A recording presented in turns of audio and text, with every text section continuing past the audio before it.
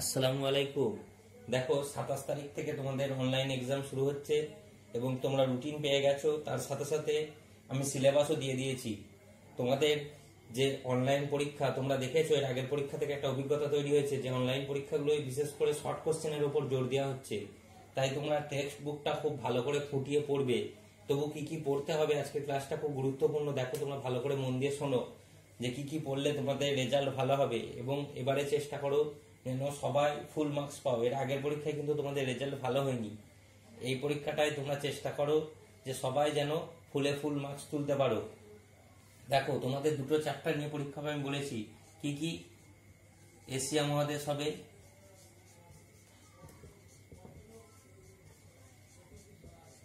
Asia মহাদেশ, আর একটা হবে শিলা। এর থেকেও বলার আছে। দেখো এশিয়া মহাদেশের এর আগের অনলাইন যে পরীক্ষা হয়েছিল তাতে কিন্তু এশিয়া মহাদেশের ভূপ্রকৃতি ছিল। এবার এশিয়া মহাদেশের ভূপ্রকৃতি থাকবে, তার থেকে কিন্তু কম কোশ্চেন আসবে।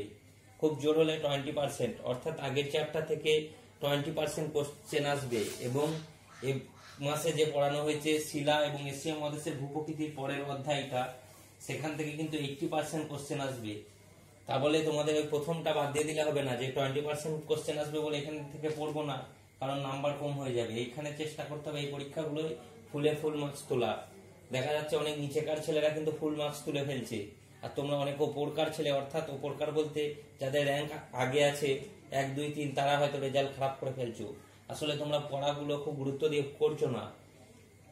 দেখো যেহেতু এখন লকডাউন আর জীবন নিয়ে টানাটানি চলছে কোভিড-19-এ, অতএব কবে যে ক্লাস শুরু হবে তার ভরসা ছেড়ে দাও। তোমরা এখন জেনে নাও যে তোমাদের অনলাইনে ক্লাস করতে হবে। সেই হিসেবে তোমরা মন দিয়ে ক্লাসগুলো করো এবং পড়াটা ঠিকঠাক করে করো। এবার কিন্তু রেজাল্ট সবাইকে ভালো করতে হবে, সবাইকে কিন্তু এবার ফুল মার্কস তুলতে হবে। সেই চেষ্টা নিয়ে তোমরা পড়াশোনা করো এবং এই যে কটা দিন সময় আছে পুরো সময়টাকে পড়াশোনার মধ্যে নিমজ্জিত রাখো এবং বাড়িতে থাকো সব সময়। বারবার কিন্তু বলা হচ্ছে বাড়ির বাইরে বেরো না, কিন্তু এই রোগটাকে একটু গুরুত্ব দাও, নাহলে কিন্তু তোমাদেরই ক্ষতি হবে এবং পড়াশোনারও তোমাদের ক্ষতি হবে। মন দিয়ে পড়াশোনাটা করো, দেখো রেজাল্ট ভালো হবে।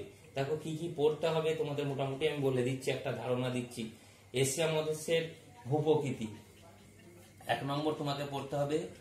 এশিয়া মহাদেশের ভূপ্রকৃতি কিছু শর্ট কোশ্চেন আমি আলোচনা করে দেবো এর সাথে সাথে, যাতে তোমাদের সুবিধা হয়। দেখো এশিয়া মহাদেশের ভূপ্রকৃতি,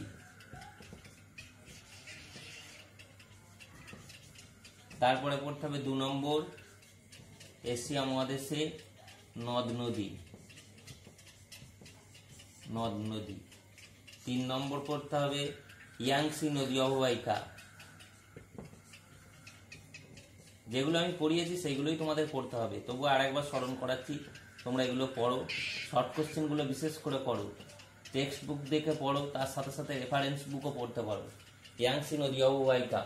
4 নম্বর দেখো টোকিও ইয়োকোহামা শিল্পাঞ্চল। টোকিও ইয়োকোহামা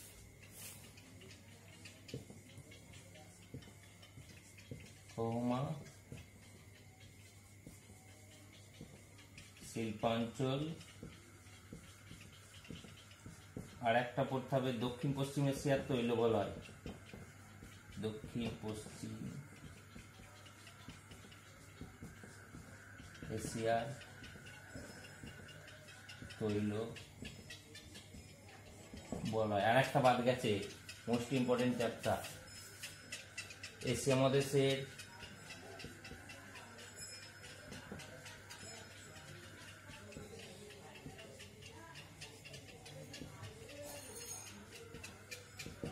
জলবায়ু ও স্বাভাবিক উদ্ভিদ। জলবায়ু ও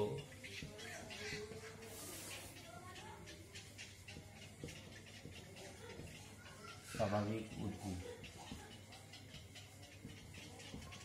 তাহলে দেখো কি কি পড়তে হবে এশিয়া মহাদেশ থেকে।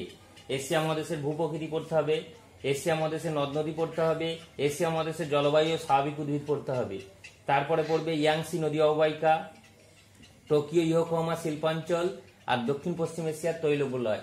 এইগুলো পড়বে, এর সাথে সাথে তোমরা এর শর্ট কোশ্চেন গুলো খুব ভালো করে পড়ার চেষ্টা করো, তাহলে এশিয়া মহাদেশ থেকে মোটামুটি হয়ে যাবে। আমি কয়েকটা শর্ট কোশ্চেন তোমাদের কাছে আলোচনা করছি যা তোমাদের সুবিধা হবে। দেখো কয়েকটা আলোচনা করছি। প্রথমত, পৃথিবীর উচ্চতম স্থানের নাম কি বলো? পৃথিবীর উচ্চতম স্থানের নাম হচ্ছে মাউন্ট এভারেস্ট। কোথায় অবস্থিত? নেপালে অবস্থিত। খুব সহজ, দেখবে পরীক্ষায় প্রশ্ন থাকবে, তোমরা খুব মন দিয়ে বেসিক মূল বিষয়গুলো তোমরা ভালো করে মনে রাখবে। তাহলে পৃথিবীর উচ্চতম স্থান মাউন্ট এভারেস্ট, তা কোথায় অবস্থিত? নেপালে অবস্থিত। সেটা কোন পর্বতে অবস্থান করে? হিমালয় পর্বতে অবস্থান করে। পৃথিবীর সর্বাধিক লবণাক্ত জলের হ্রদ, পৃথিবীর সর্বাধিক লবণাক্ত জলের হ্রদ এর নাম কি? মরুসাগর। মরুসাগর বা ডেড সি বলা হয় বা মৃত সাগর বলা হয়। পৃথিবীর সর্বাধিক বৃষ্টিবহুল স্থান, পৃথিবীর সর্বাধিক বৃষ্টিবহুল স্থান ভারতে অবস্থান করছে মেঘালয়ে মৌসিনরাম। মেঘালয়ে মৌসিনরাম। পৃথিবীর ছাদ নামে পরিচিত যে মালভূমি, পৃথিবীর ছাদ বলা হয়, একটা মালভূমিকে পৃথিবীর ছাদ বলা হয়, সেই মালভূমিটির নাম কি? পামির মালভূমি। পামির মালভূমি। তারপরে দেখো, ইউরোপ ও এশিয়া এই দুটো মহাদেশ একত্রে কি নামে পরিচিত? ইউরোপ যেখানে শুরু হচ্ছে এবং এশিয়া যেখানে শেষ হচ্ছে, এই দুটো মহাদেশ একত্রে একটা নাম দেওয়া হয়, তাকে বলা হচ্ছে ইউরেশিয়া। ইউরেশিয়া। ইউরোপ ও এশিয়ার মাঝে যে পর্বতটা আছে তাকে কি বলা হয়? ইউরাল পর্বত। এরকম কিছু শর্ট কোশ্চেন তোমাদের আলোচনা করছি, দেখো তোমাদের সুবিধা হবে। যে প্রাচীন মেসোপটেমিয়া সভ্যতা ছিল, সেই দুটো নদীর তীরে গড়ে উঠেছিল, সেই দুটো নদীর নাম কি বলো? সেই দুটো নদীর নাম হবে টাইগ্রিস ও ইউফ্রেটিস। আরবের মালভূমি কোন দেশে অবস্থান করছে? আরবের মালভূমি কোন দেশে অবস্থান করছে? সৌদি আরব। এশিয়ার উত্তরের সমভূমি অঞ্চলের পূর্বভাগে সমভূমির অন্য একটা নাম আছে। প্রাচীন ভূমিগুলোকে কি বলা হয়? শিল্ড সমভূমি। যেটা প্রাচীন হয় সেটাকে বলা হয় শিল্ড। শিল্ড তালবসা হচ্ছে লয়েডয় শিল্ড। বৈকাল পর্বত থেকে বের হওয়া নদীটির নাম কি?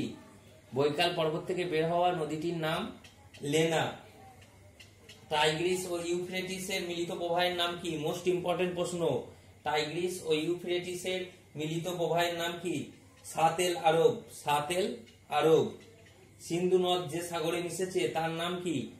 আরব সাগর। সিন্ধু নদ যে সাগরে মিশেছে তার নাম কি? আরব সাগর। এশিয়ার দীর্ঘতম নদীটির নাম কি? মোস্ট ইম্পর্টেন্ট প্রশ্ন। এশিয়ার দীর্ঘতম নদীটির নাম ইয়াংসিকিয়াং। এর কিন্তু আরেকটা নাম আছে। এশিয়ার দীর্ঘতম নদীটির নাম হচ্ছে ইয়াংসিকিয়াং, এর আরেকটা নাম হচ্ছে ইয়াংজে। ইয়াংজেও এর আরেকটা নাম। ইয়াংসিকিয়াং এশিয়ার দীর্ঘতম নদী। ইয়াংসিকিয়াং এর আরেকটা নাম হচ্ছে ইয়াংজে। এশিয়ার যে জলবায়ু অঞ্চলে চিরসবুজ গাছ জন্মায়, সব অঞ্চলে যে চিরসবুজ গাছ জন্মায়, সাধারণত প্রচুর বৃষ্টিপাতের প্রয়োজন হয়, সেই জলবায়ুটাকে কি বলা হবে? নিরক্ষীয় জলবায়ু। নিরক্ষীয় জলবায়ুতে গড় বৃষ্টিপাতের পরিমাণ কত? প্রায় 200 থেকে 250 সেন্টিমিটার। এই নিরক্ষীয় জলবায়ুর পরে আছে আমরা মৌসুমী জলবায়ু সম্পর্কে পড়েছি। মৌসুমী জলবায়ু যেহেতু প্রধানত ভারতে দেখা যায়, ভারত ছাড়া আর কোথায় দেখা যায়? বাংলাদেশ, পাকিস্তান ইত্যাদি দেশে দেখা যায়। যে জলবায়ু অঞ্চলে পশ্চিম বায়ুর প্রভাবে শীতকালে বৃষ্টিপাত হয়, একটা জলবায়ু অঞ্চল আছে যার প্রভাবে পশ্চিম বায়ুর প্রভাবে শীতকালে বৃষ্টিপাত হয়। শীতকালে বৃষ্টিপাত হয় কোন জলবায়ুর প্রভাবে? ভূমধ্যসাগরীয় জলবায়ুর প্রভাবে। এশিয়া মহাদেশের উষ্ণতম স্থানের নাম কি? মোস্ট ইম্পর্টেন্ট প্রশ্ন। এশিয়া মহাদেশের উষ্ণতম স্থানের নাম কি? জেকোবাবাদ। এশিয়া মহাদেশের উষ্ণতম স্থানের নাম হচ্ছে জেকোবাবাদ। আর এর আগে কি বললাম যে কোন জলবায়ুতে শীতকালে বৃষ্টিপাত হয়? উত্তর হবে ভূমধ্যসাগরীয় জলবায়ু। মোস্ট ইম্পর্টেন্ট প্রশ্ন। এই শর্ট কোশ্চেন গুলো তোমাদের কয়েকটা শর্ট কোশ্চেন করতেই হবে। দেখো, এটা ভূপ্রকৃতি, জলবায়ু এবং স্বাভাবিক উদ্ভিদ থেকে করলাম মোটামুটি। আর শিল্প থেকে মানে চীনের ইয়াংসি নদী অববাহিকা, দক্ষিণ পশ্চিম এশিয়ার তৈলবলয়, এগুলো থেকে কয়েকটা শর্ট কোশ্চেন বলছি। তোমরা কিন্তু এটা মনে করো না যে স্যার এই শর্ট কোশ্চেন গুলো আলোচনা করছে বলে এর মধ্যেই পড়বে। আমি একটু জাস্ট তুলে ধরছি যাতে তোমাদের একটু সুবিধা হয়, বা কয়েকটা শর্ট কোশ্চেন তোমাদের আলোচনার মাধ্যমে মুখস্থ হয়ে যায়, এই জন্য করছি। কিন্তু যে এর ভেতরেই পড়বে এর কোনো গ্যারান্টি নাই, বলেই দিলাম। এর বাইরেও পড়তে পারে। তোমাদের টেক্সট বইটা খুঁটিয়ে পড়তে হবে, তার সাথে সাথে রেফারেন্স বই যত শর্ট কোশ্চেন আছে যার আছে সে পড়ে ফেলবে। দেখো, চীনের ম্যানচেস্টার কাকে বলা হয়? এর আগে প্রশ্নই দিয়েছিলাম পরীক্ষায়। সাইপ্রাস টেস্টে ছিল। চীনের ম্যানচেস্টার কাকে বলে? সবাই তোমরা উত্তর পারবে আশা করছি। সাংহাই। সাংহাইকে চীনের ম্যানচেস্টার বলা হয়। ইয়াংসিকিয়াং নদীর অববাহিকাকে চীনের কি বলা হয় বলো দেখিনি? সবাই পারা উচিত। ইয়াংসিকিয়াং নদীর অববাহিকাকে চীনের শস্য ভান্ডার বলা হয়। চীনের ধানের গোলা কাকে বলা হয়? চীনের ধানের গোলা কাকে বলা হয়? হুনান প্রদেশকে চীনের ধানের গোলা বলা হয়। হুনান প্রদেশকে। চীনের হল্যান্ড বলা হয় কাকে? চীনের হল্যান্ড কাকে বলা হয়? ইয়াংসিকিয়াং বদ্বীপ অঞ্চলকে।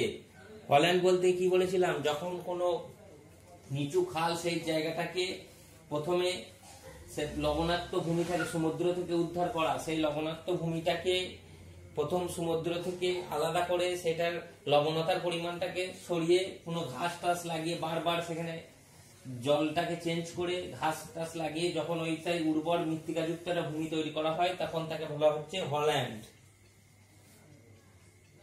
ইয়াংসিকিয়াং অববাহিকার বৃহত্তম একটা নগরের নাম বলো। ইয়াংসিকিয়াং অববাহিকার একটা বৃহত্তম নগর চীনের যাকে ম্যানচেস্টার বলা হয় সেটা হলো সাংহাই। জাপানের বৃহত্তম দ্বীপ কি? পড়া থেকে বলেছি জাপানের বৃহত্তম দ্বীপ টোকিও ইয়োকোহামা শিল্প অঞ্চলে বলেছি। জাপানের বৃহত্তম দ্বীপ হচ্ছে হনসু দ্বীপ।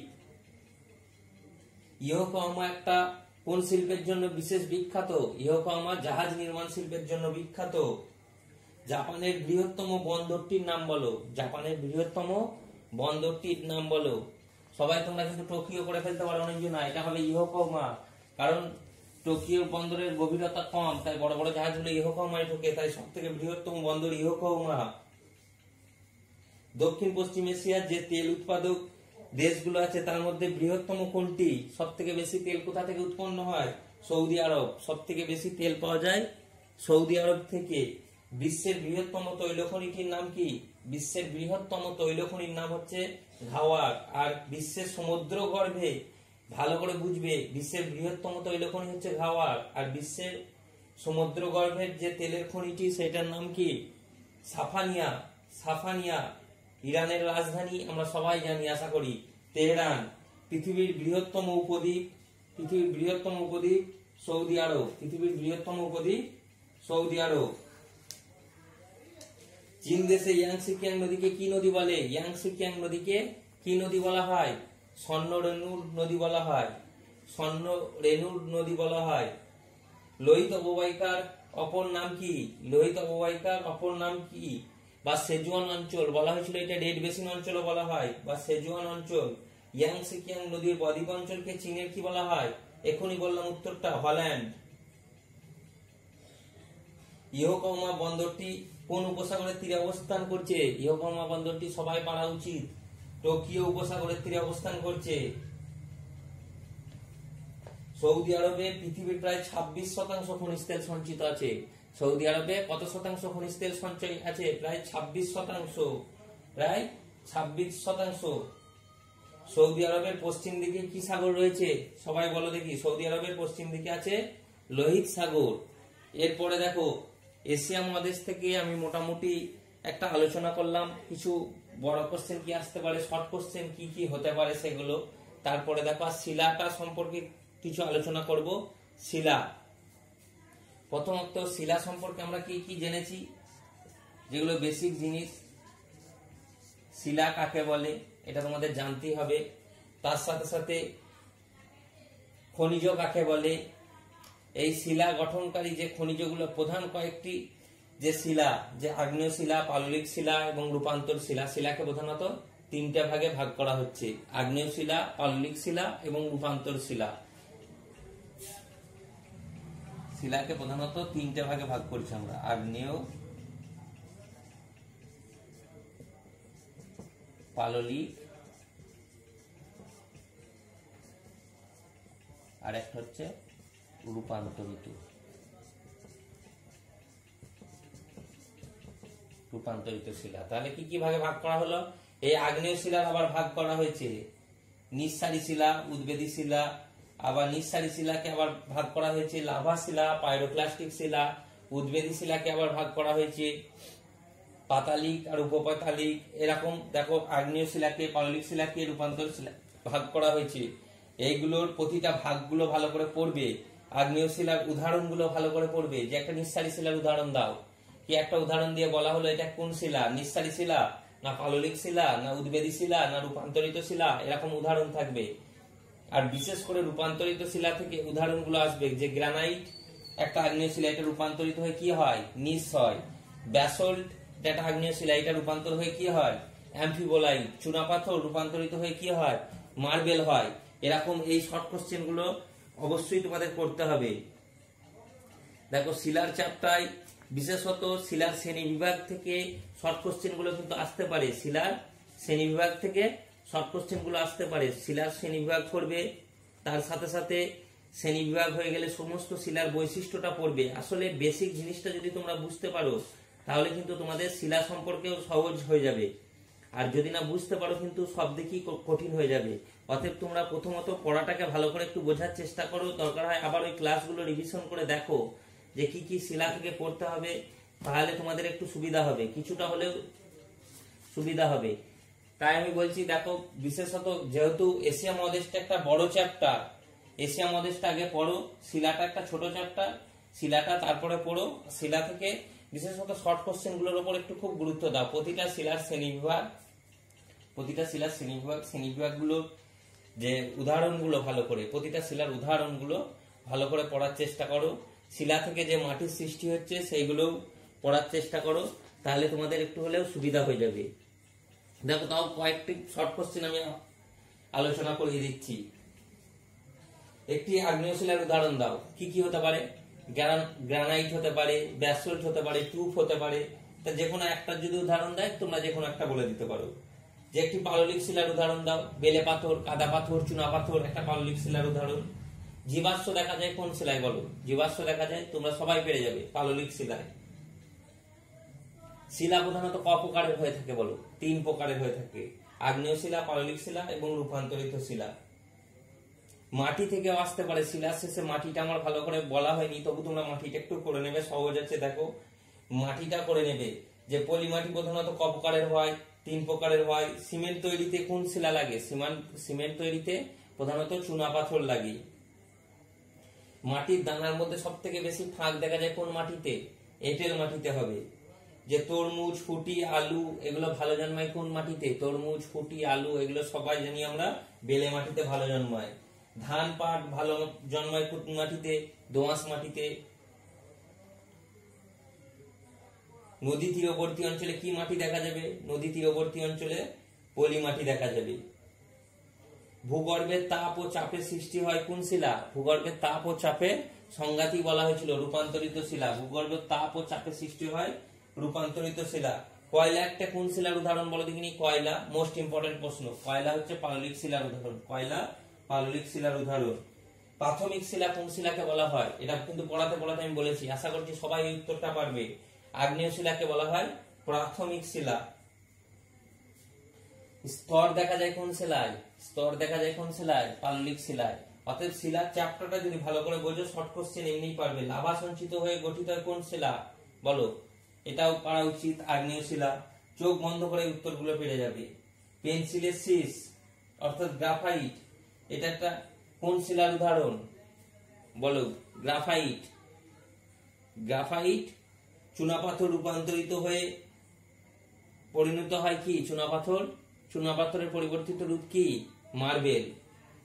চুনাপাথরের পরিবর্তিত রূপ হচ্ছে মার্বেল। কৃষিকার্যের জন্য সব থেকে উপযুক্ত মাটি কি হবে বলো দেখিনি, দোআঁশ মাটি। পলি স্তর জমা হয়ে বা সৃষ্টি হয়ে কি কোন শিলা সৃষ্টি করে, পাললিক শিলা। অতএব তোমরা যদি শিলাটা ভালো করে যদি পড়ো তাহলে তোমাদের পক্ষে সহজ হয়ে যাবে। মাটিতে কত শতাংশ বাতাস থাকে বলে দেখিনি, 25% বাতাস থাকে। এই ক্লাসটা আমি এখানেই শেষ করছি। তোমরা শর্টগুলো খুব ভালো করে খুঁটিয়ে পড়ার চেষ্টা করো, এই কটা দিন সময় আছে পুরোপুরি কাজে লাগাও।